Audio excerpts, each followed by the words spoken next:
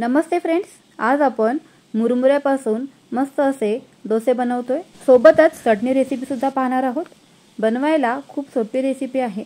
झटपट अगदी ठरवलं तर लगेचच हे डोसे बनवून तयार होतात। बनवल्यानंतर गरमागरम कुरकुरीत असे हे बनतात आणि विशेष म्हणजे थंड झाल्यावर कडक किंवा वातड न होता भरपूर वेळ असे मऊ राहतात। त्यामुळे प्रवासातही आपण बनवून नेऊ शकतो। रेसिपी आवडली असेल तर व्हिडिओला एक लाईक नक्कीच करा। चला तर मग फ्रेंड्स, पटकन वेळ न घालवता रेसिपीला सुरुवात करूयात। कुरकुरीत असे मुरमुरा डोसे बनवण्यासाठी इथे मी 2 ते 3 वाटे मुरमुरे घेतलेले आहेत। आता हे मुरमुऱ्यामध्ये आपल्याला 1 वाटी असा बारीक रवा घालायचा आहे। बारीक रवा नसेल तर जाड रवा मिक्सरमध्ये बारीक फिरवून देखील घेऊ शकता। मुरमुरा घेताना शक्यतो ते चाळून आणि स्वच्छ साफ करून घ्यायचे आहेत, कारण त्यामध्ये बऱ्याच वेळेला भरपूर असा पावडर असते किंवा कचरा देखील असतो।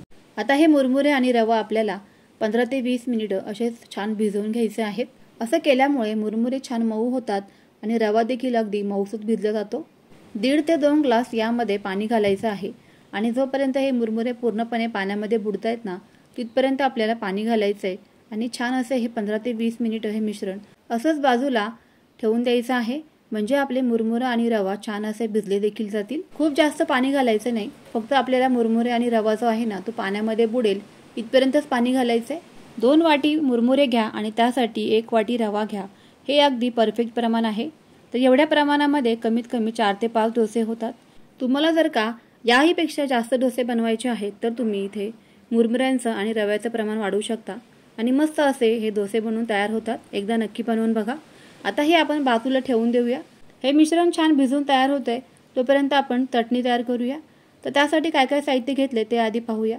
हिरव्या मिरच्या घेतलेल्या आहे 7 ते 8, खोबरं घेतलेलं आहे ओलं मी इथे, त्यानंतर कढीपत्ता घेतला आहे, डाळवं घेतलंय, आलं घेतलेलं आहे आणि कोथिंबीर घेतली आहे। छान अशी मिक्सरमध्ये याची पाणी घालून थोडंसं अगदी पाणी घालायचं आहे आणि पाणी घालून छान अशी याची चटणी अशा पद्धतीने बनवून घ्यायची आहे। मस्तच चटणी छान तयार झाली आहे। यामध्ये थोडंसं मीठ घालूया। तुम्हाला जर का आवडत असेल तर तुम्ही लिंबू आणि साखर पण घालू शकता। लिंबू आणि साखर घातल्यामुळे चटणी मस्त चटपटीत बनवून तयार होते। मुरमुरे आणि रवा छान भिजलेला आहे, मस्त त्यातलं पाणी पूर्णपणे शोषून घेतलेलं आहे, त्यामुळेच आपला रवा आणि मुरमुरे छान देखील भिजलेले आहेत। आता हे मिक्सरमध्ये पाणी न घालताच सुरुवातीला वाटून घ्यायचंय। त्यानंतर अगदी थोडंसं पाणी घालायचं आणि दाटसर असं आपल्याला बॅटर इथे बनवून घ्यायचंय। खूप जास्तही पाणी सुरुवातीला घालायचं नाही, नाहीतर मग हे डोस्याचं जे बॅटर आहे ना ते पातळ होऊन जातं। अगदी दाटसर आपल्याला अगदी याच पद्धतीने परफेक्ट असंच हे आपल्याला बॅटर इथे बनवून घ्यायचंय। सेम पद्धतीने इथे मी सर्वच मिश्रण मिक्सरमध्ये बनवून घेतलेलं आहे। त्यामध्ये चवीप्रमाणे मीठ घालायचं आहे। मिश्रणाची थिकनेस कन्सिस्टन्सी तुम्ही पाहू शकताय। अतिशय दाटसर आपल्याला हे मिश्रण असंच बनवून घ्यायचं आहे। चमच्याच्या मागच्या बाजूने मी तुम्हाला दाखवते की कितपत आपल्याला दाटसर हे बॅटर ठेवायचं आहे। मध्ये असा बोटाने गॅप केल्यानंतर हे मिश्रण असं दोन्ही बाजूने पसरलं गेलं नाही पाहिजे, अशाच पद्धतीचं आपल्याला हे दाटसर मिश्रण इथे बनवून घ्यायचंय। आता यामध्ये अर्धा चमचा बेकिंग सोडा घालायचा आहे आणि त्यानंतर अर्धा ते 1 लिंबू पिळून घालायचा आहे, म्हणजे त्याने आंबटपणा आपल्या डोस्यांना येतो। बेकिंग सोड्याच्या ऐवजी तुम्ही इथे इनो फ्रूट सॉल्ट सुद्धा घालू शकता। लिंबाच्या ऐवजी 2 ते 3 चमचे दह्याचा वापर केला तरी पण चालेल। आता हे संपूर्ण मिश्रण आपण एकदा मिक्स करून घेऊयात। मिश्रणाची थिकनेस कन्सिस्टन्सी पाहून घ्या, असंच दाटसर आपल्याला हे मिश्रण बनवून घ्यायचं आहे। संपूर्ण साहित्य छान असं मिक्स करून घेऊयात। डोसे बनवण्यासाठी इथे मी नॉनस्टिकचा एक पॅन गॅसवर ठेवलेला आहे। तेलाने किंवा तुपाने छान असं ग्रीसिंग करून घ्यायचंय। तुमच्याकडे जर का असा नॉनस्टिकचा पॅन नसेल ना, तर त्याऐवजी तुम्ही इथे लोखंडी तव्याचा सुद्धा वापर करू शकता। लोखंडी तवा कसा ग्रीस करायचा तेही तुम्हाला मी सांगते। याच पद्धतीने तुपाने किंवा तेलाने असं ब्रश फिरवून घ्यायचं आहे, म्हणजे ग्रीसिंग करून घ्यायचं आहे तेलाने किंवा तुपाने, आणि त्यानंतर एखाद्या टिश्यू पेपरने किंवा एखाद्या नॅपकिनने हा जो पॅन आहे किंवा तवा आहे तो पुसून घ्यायचा आहे आणि त्यानंतर त्यावरती हलकंसं पाणी शिंपडून घ्यायचंय आणि ते सुद्धा आपल्याला एखाद्या नॅपकिनने छान असं पुसून घ्यायचंय, म्हणजे आपला जो तवा आहे किंवा पॅन आहे तो मस्त असा ग्रीस होऊन जातो आणि आपण जे डोसे बनवतोय ते कधीच खाली चिटकत नाही। या पद्धतीने तुम्ही कोणत्याही प्रकारचे डोसे बनवून घेऊ शकता।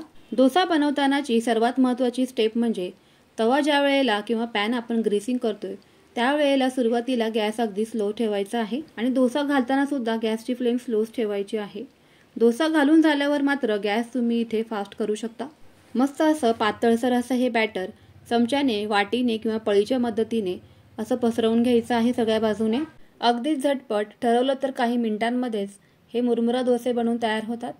खायलाही मऊ लुसलुशीत आणि गरमागरम कुरकुरीत असे हे डोसे बनवून तयार होतात. लहान मुलंच तर काय, अगदी मोठे सुद्धा अतिशय आवडीने हे डोसे खातील. वरच्या बाजूने देखील तुपाने छान असं ग्रीसिंग करून घ्यायचं आहे आणि दोन्ही बाजूनी उलटपलट करून हा डोसा मस्त असा क्रिस्पी पॅनवरती भाजून घ्यायचा आहे. दोन्ही बाजूनी मस्त असा हा क्रिस्पी डोसा भाजून झाल्यावरती त्याला रोल करून छान पॅनमधून बाहेर काढायचा आहे. अगदीच छान आणि मस्त हा डोसा बनवून इथे तयार झालेला आहे. घरातील फक्त 2च साहित्यांमध्ये खूपच कमी वेळामध्ये हा डोसा इथे बनवून तयार झालाय. सेम पद्धतीने इथे सर्व डोसे बनवून घ्यायचे आहेत. तर सुरुवातीला प्रत्येक डोसा घालण्या अगोदर हा जो पॅन आहे ना, तो असा पाणी शिंपडून थंड करून घ्यायचा. म्हणजे डोसा असा पॅनवर घालताना त्याचं जे बॅटर आहे ना, ते अतिशय छान असं पसरलं जातं.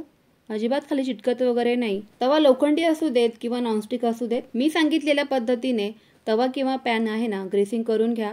मस्त असे डोसे इथे बनवून तयार होतात. रेसिपी आणि टिप्स आवडल्या असतील तर व्हिडिओला एक लाईक नक्कीच करा.